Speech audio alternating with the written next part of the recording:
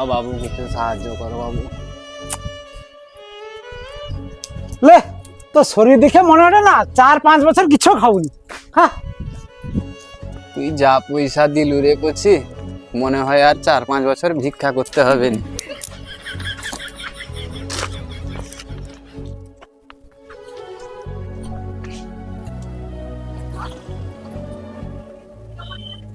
পাবুনি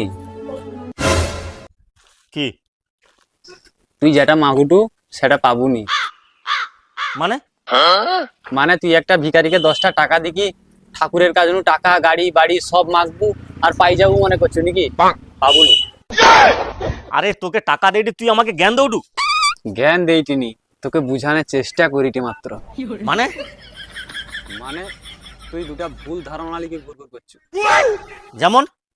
প্রথমত তুই ভাবুটু ভগবান একজন মানুষ যে উপরে বসে আছে আর তোর সব ইচ্ছা পূরণ করবে, কিন্তু উপরে টুপরে কোনো ভগবান নাই, ভগবান তোর আশেপাশে আছে। আর দ্বিতীয়? দ্বিতীয় তুই তোর দানের মধ্যে স্বার্থ খুঁজু। এর মানে উপরে কোনো ভগবান টগবান নেই যে সব দেখে দে? আরে টাকা লিপাই উঠুকেনি? টাকা নিলে কি করবে?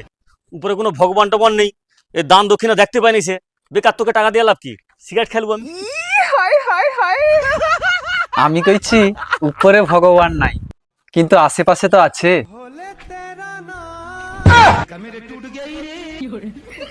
হে ভগবান আমাকে ক্ষমা করে দাও, তুমি আমার টাকা পয়সা লো, আমার মোবাইলে তুমি আমাকে ক্ষমা করে দাও। তোর ক্ষমা হবে নি, তোর হিসাব হবে।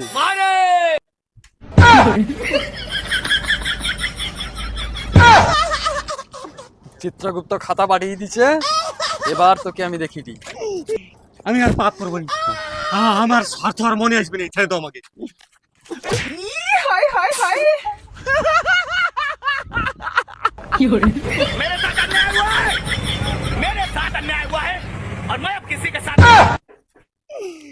হে ভগবান আমাকে ক্ষমা করে দাও।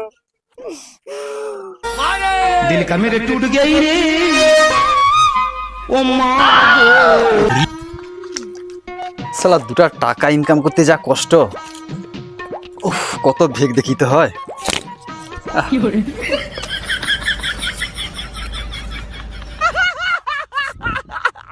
তোর পুরানো প্রেম কবে ভুলেছিলি ছিলি গো, দেখা দিয়ে মনে করাইন দিলি ও দিলি গো, দেখা দিয়ে মনে করাইন দিলি। হ্যাঁ এটা আমার বউকে দিদিবা।